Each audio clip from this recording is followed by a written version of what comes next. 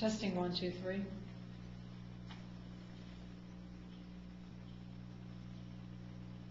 This will be the Community Redevelopment Agency meeting for September 2nd, 2015. Good evening. I'd like to call to order the Community Redevelopment Agency regular board meeting, September 2nd, 2015, approximately 6 p.m. Please join Vice Chair Montanaro for a moment of silence and a pledge. If you'll join me in a moment of silence, please.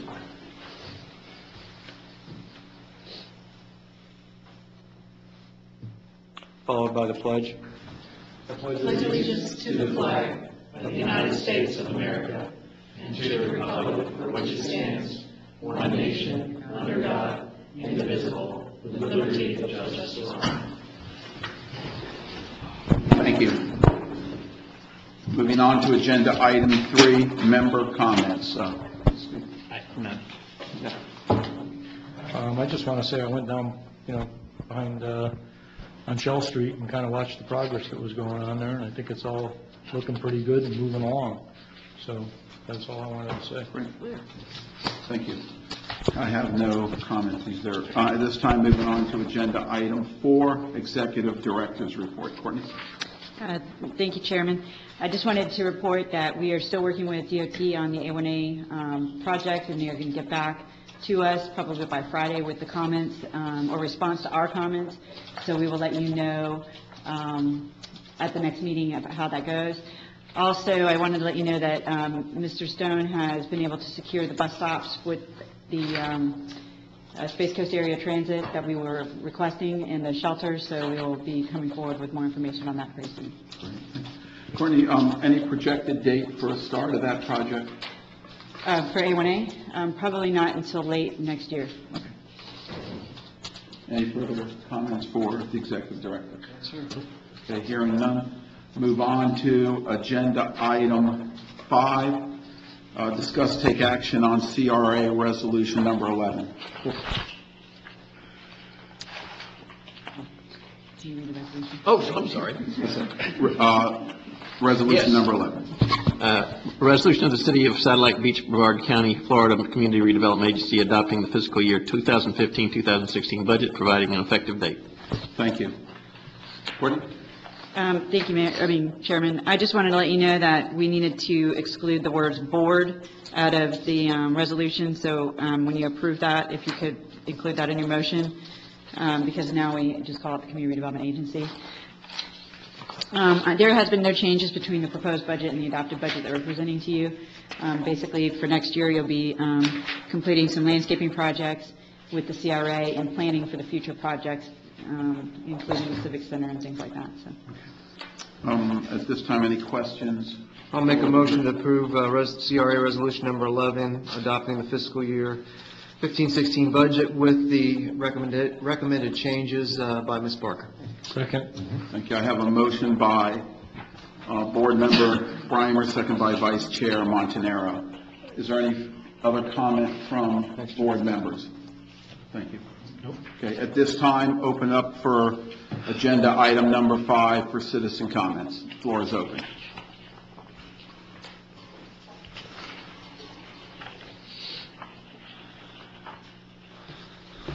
Good evening, Board. Ron Jagutis, resident of Satellite Beach and also a resident in the CRA. I heard something interesting tonight here that apparently there is a comment period for the A1A project. Do we have anything in the budget that's a potential contingency, or does it need clarification further for the citizens of this community in regards to knowing what the potentials are there? That's one question I hope to have addressed.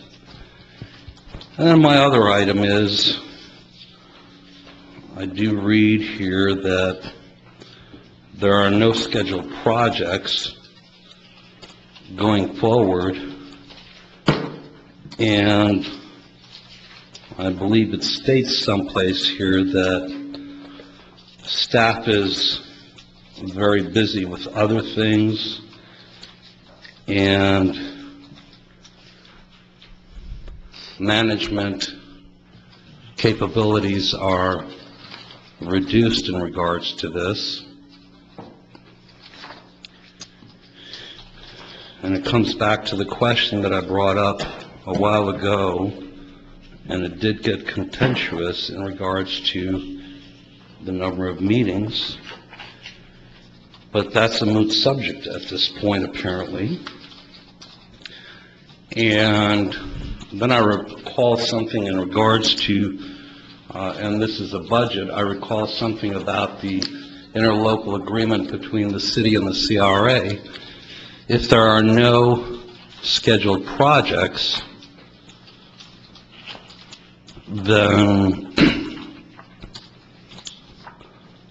I guess I should expect a budget amendment going forward in regards to this, that why are the charges being charged pretty similar to last year's level of the interlocal agreement?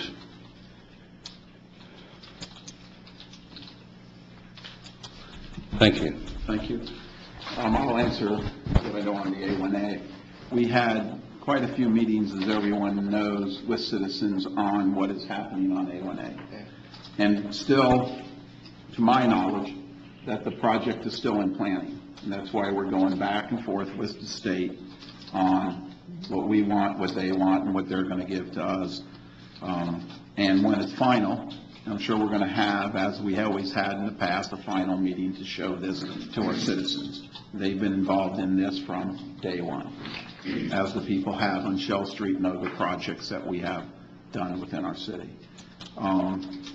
As for no projects, there's just no projects this coming year that we have budgeted for the CRA. And we have projects going on. We still have Shell Street, and there will be projects being planned for the following year, this year, for the CRA. So I hope that answers your question. The floor is still open.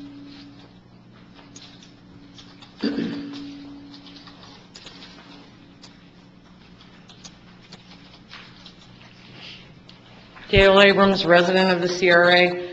Could you please tell me exactly what the budget is and what the costs are going to be regarding A1A? Yeah, for the city, it's $400,000 because we received a pretty substantial grant from the Transportation Planning Organization. They're called TULA funds, and they're basically for pedestrian improvements.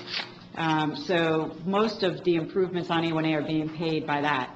We are responsible for the mast arms because they don't qualify for the funds from the TPO. So that cost comes to $400,000. So that's why you saw the budget amendment at mid-year, moving money, reducing the budget line item for state A1A from $698,000, I think, to $400,000. Thank you. Floor still open? Hearing no further comment, back to the board. Any further comment from the board? Nope. Hearing none, Lenore? Steve Osmer? Yes. Dominic Montanaro? Yes. Mark Primer? Yes. Chairman Catino? Yes, motion passes. Now, to staff, thank you very much.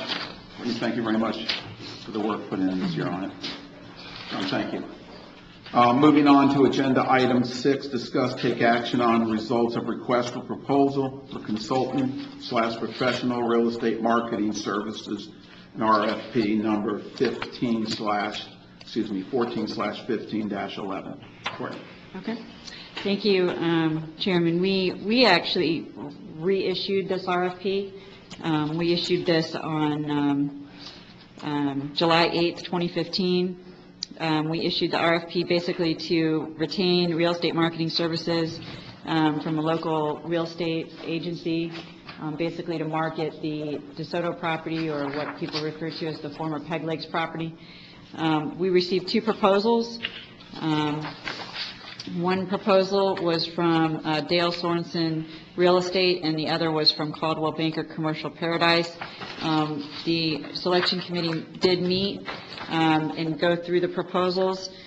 And we have those selection committee results in the agenda package. The selection committee overwhelmingly voted in favor of Caldwell Banker Marketing Services.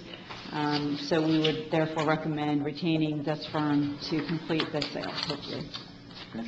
Thank you. Questions from the board of the agency?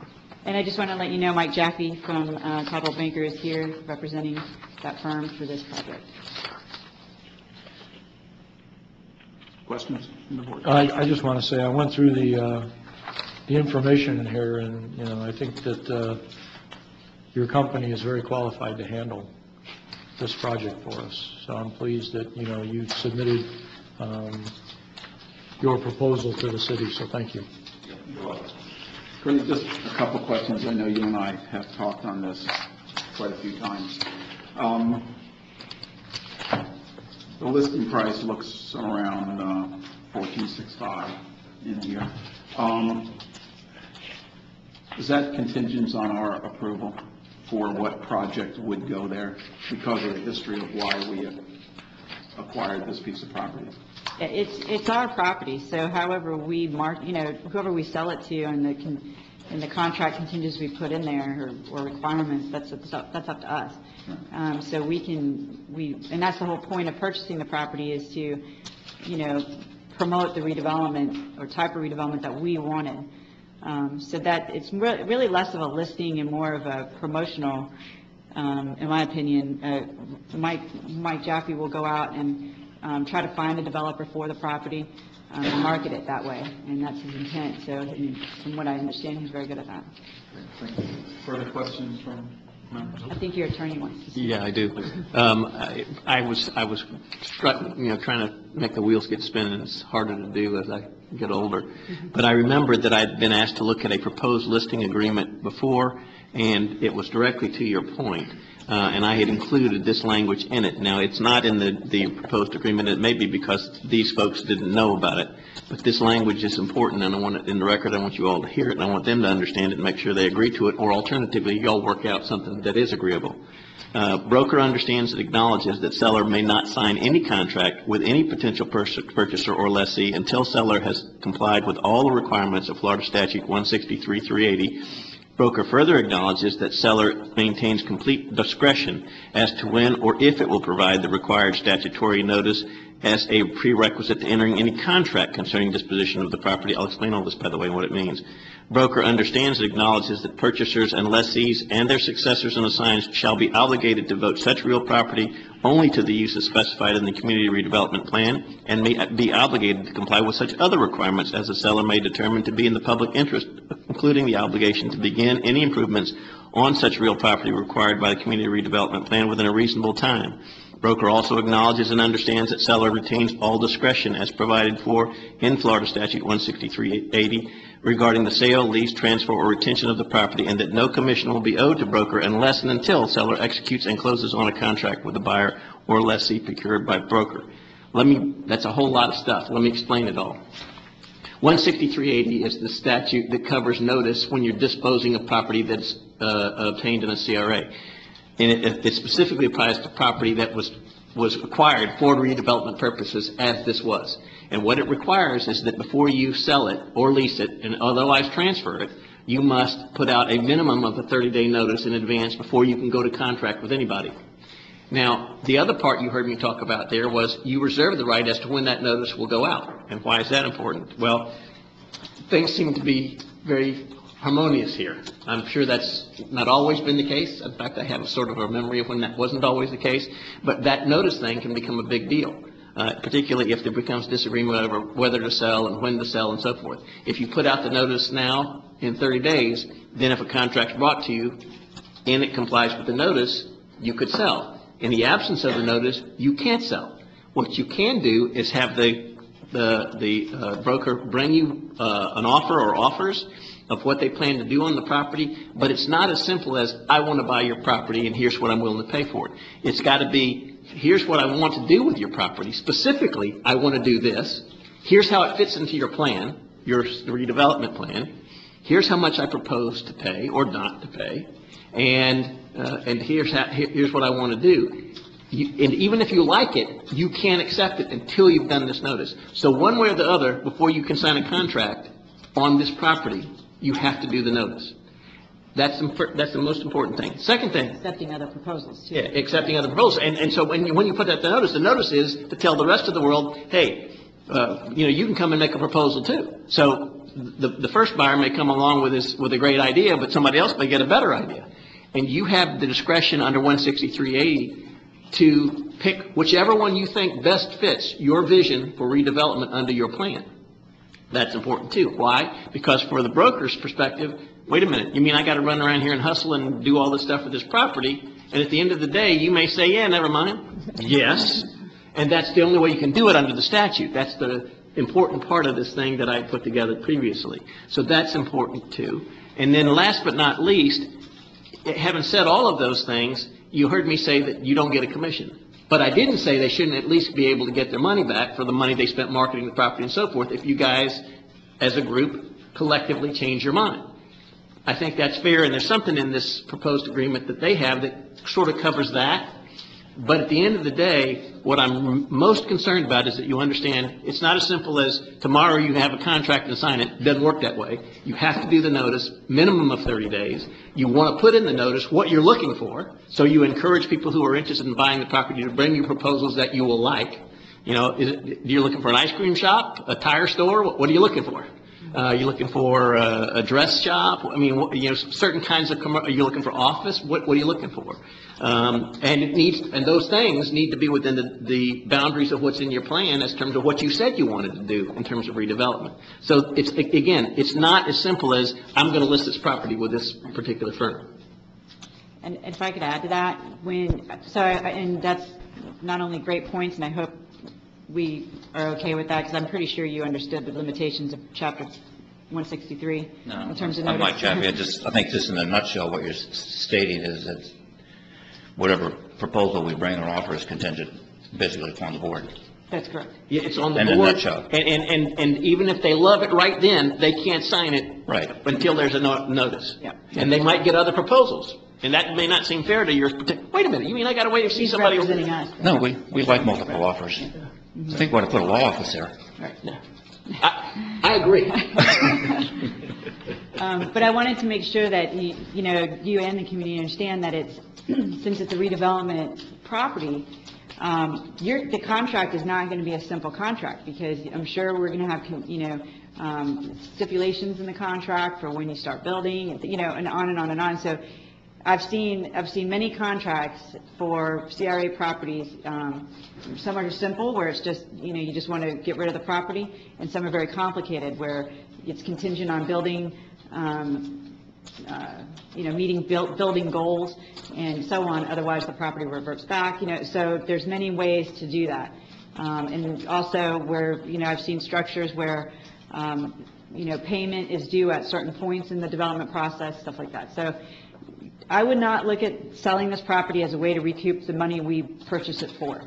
The point of purchasing that property was to secure a good development for the community, and that's the goal. So it's really not recouping the money. It's securing a very, very good piece of the redevelopment, and sometimes there's a cost to that. Obviously we want to get the best price for the property, and he'll, work to get that for us. But we also want to make sure the development is something that's compatible with our community. Okay, well, and there is something else to that point exactly, and this is going to be of interest to you as well. You could choose to turn the property over to whomever for nothing, which would leave our man out here hurting. The reason you should understand that you can do that is because this is the rare exception in the Florida law where you don't have to get fair market value. The statute specifically allows you to dispose of the property in the way that you think is most suitable to your plan for fair value, and you are the sole arbiters of what fair value means, not fair market value, because you could say, hey, we had a goal, and again, I'm just pulling stuff out of the air, but suppose it was a big enough piece that somebody could put a 9-hole golf course, and you thought, fantastic, we've always wanted that. We'll give them the property if they'll put it in a 9-hole golf course. because it meets one of the goals of the plan to create more recreation space in the redevelopment area. And if they'll put it in and take that economic risk, we'll give them the property to get the thing going. We'd like to do that.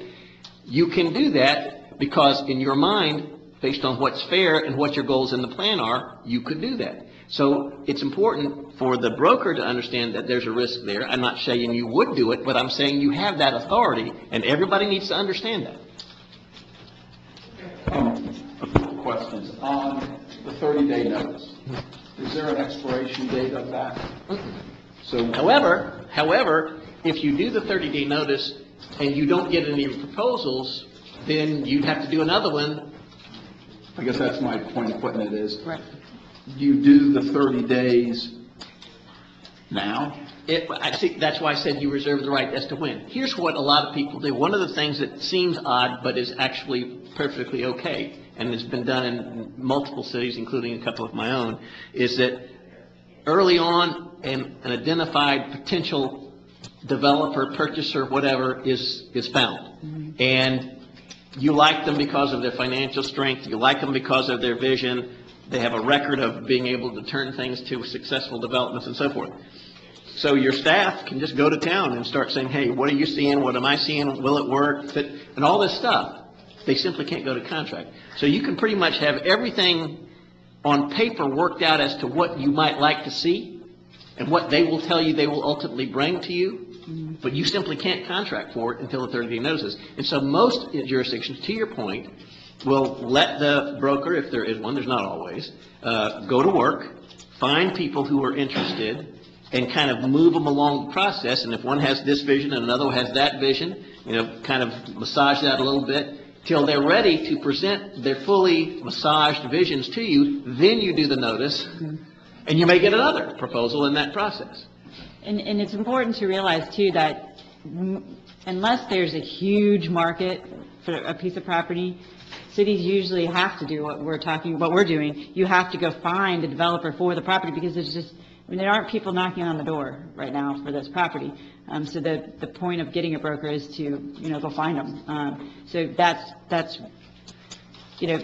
pretty much how most CRAs operate, because that's, most CRAs aren't in the best areas, and, I just have a question for Mr. Beadle. Do you have Okay. Sorry. I'll call him up. Sorry. Oh, you're not, Yeah. Does it say I am? Yeah. Oh, Doesn't have a nameplate, sorry. I'm not that good looking. Go ahead.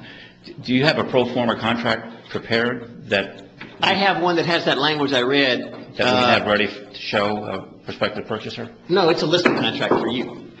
What they propose. The purchase and sale agreement. Yeah. No, What I'm talking about. I've got one that deals with listing and has that language I read. Okay. But the purchase and sale agreement can look like anything they want to look like, except that what they need to be told is that what their vision is. If I was in your position, sir, what I would be carrying around with me every day and everywhere I go is, here's the plan. If it fits this plan, we can talk, and if it doesn't, we have nothing to discuss. It's got to fit the plan. Alternatively, if it doesn't, they have got to amend the plan to allow it.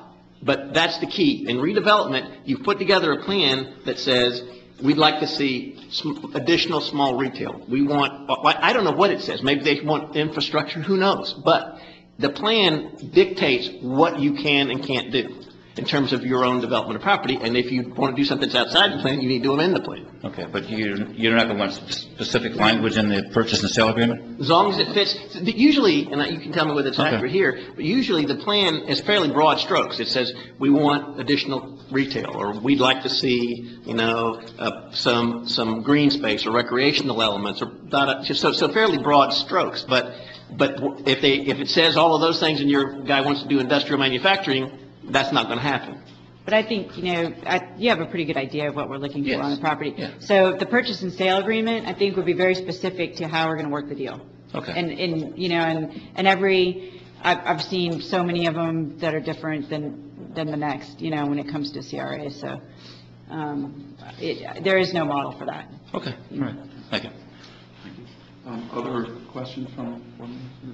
And this is where we can put in, when it gets to that point, the time frame to build and so forth? Yes. When you actually put out the notice, you will say that we would expect a successful proposal to include a build-out of whatever they're proposing in no less than fill in the blank, 1 year, 2 years, a year and a half, whatever you want to come up with. And you could also put in that in the ultimate contract you sign. You would put that in there. But that's typical because the idea is redevelopment, not buy it and hold it for 5 years. We could do the same thing. That's what we definitely would make sure that there's some development timeline associated with it. But, and then also, you know, just to let you know from what Cliff was saying, like, when Mr. Jaffe brings us, you know, some potential buyers with their projects, I would envision those being presented to you.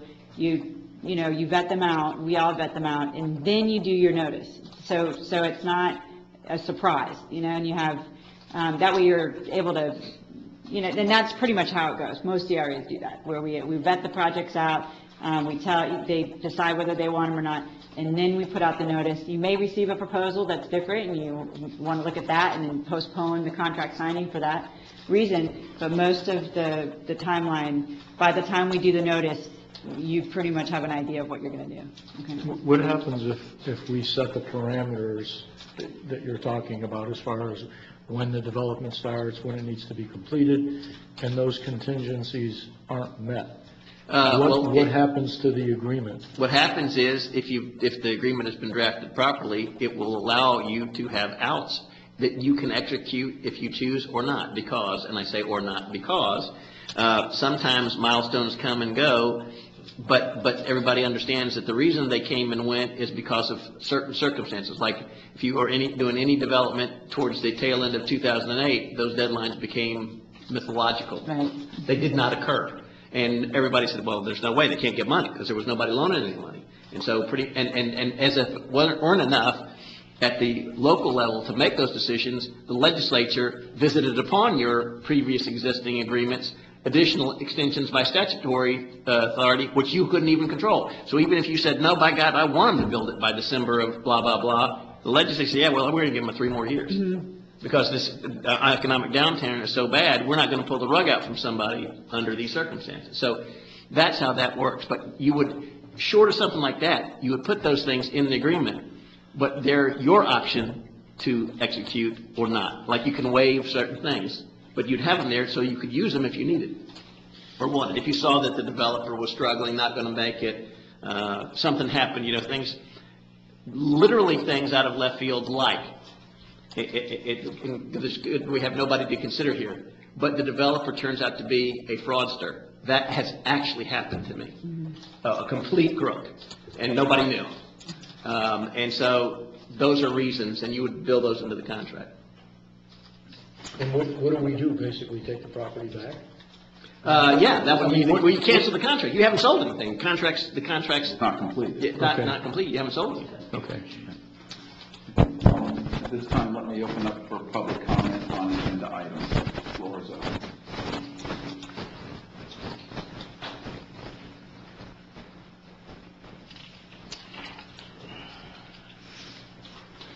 Ron Jagutis, resident Satellite Beach.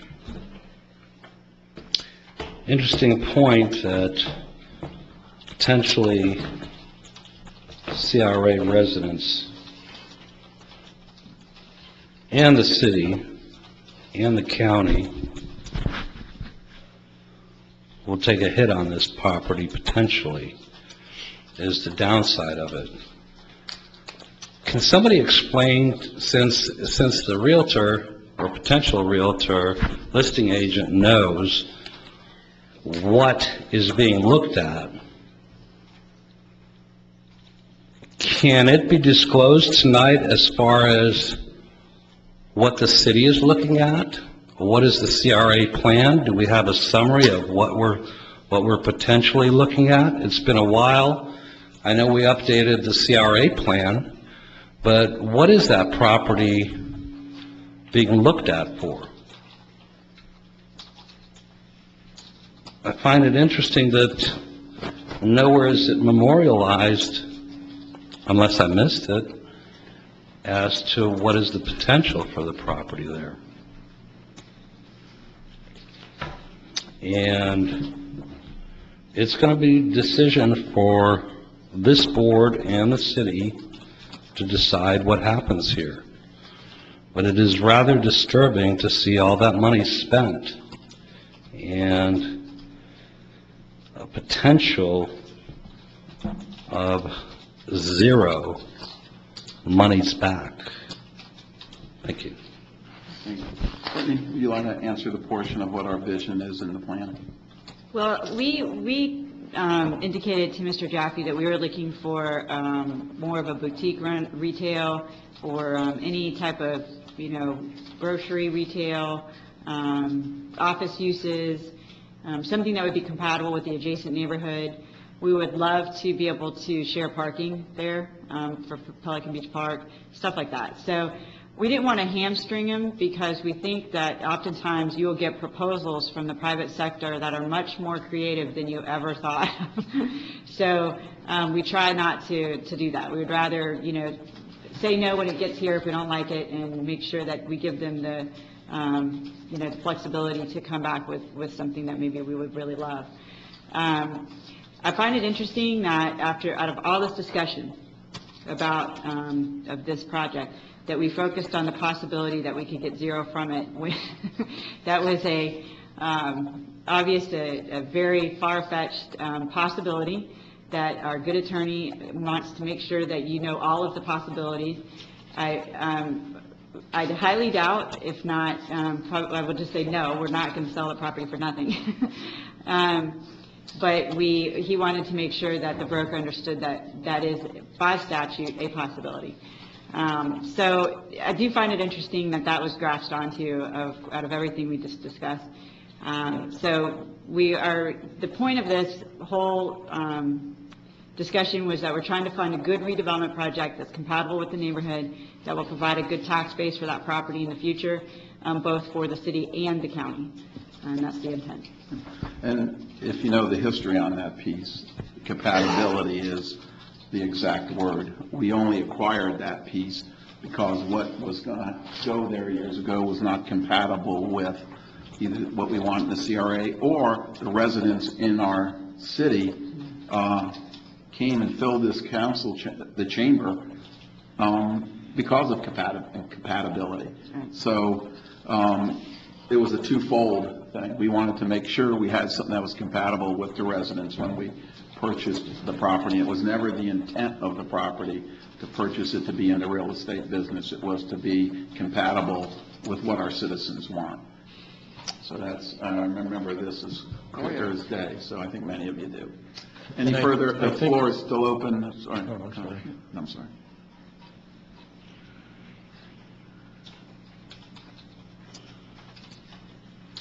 Dale Abrams, the CRA resident. How are we addressing the two slivers of parcel that do not belong to the city? The question is, I know that they're going to be approached, okay? We've got one person that lives in Margate, Florida, and the other one in New York. Who will be approaching them, and where are the dollars coming from in order to purchase those slivers to perfect the lot? Okay, thank you. I can do that one. Please. I didn't have to know the answer exactly to tell you about how that works. If these two slivers are integral to the development of our parcel, then the proposer will certainly do his best to say, or he, she, or it will say, this is how we're going to handle it. If you agree with us, we've already had preliminary discussions with parcel owner A and B, and we have satisfactory arrangements in place to purchase them. And if you look favorable on our proposal, they will be a part of it and integrated into it. That's how it always works. Now, what they also could say, and again, that's how you get to judge whether it's a good proposal or not, that as a result of us having to pay more than we expected, then we would expect, we would ask the city to give us a discount on what it was going to sell the property to for us, because we're solving some problem or perceived problem. And then you will get to judge whether you agree or disagree.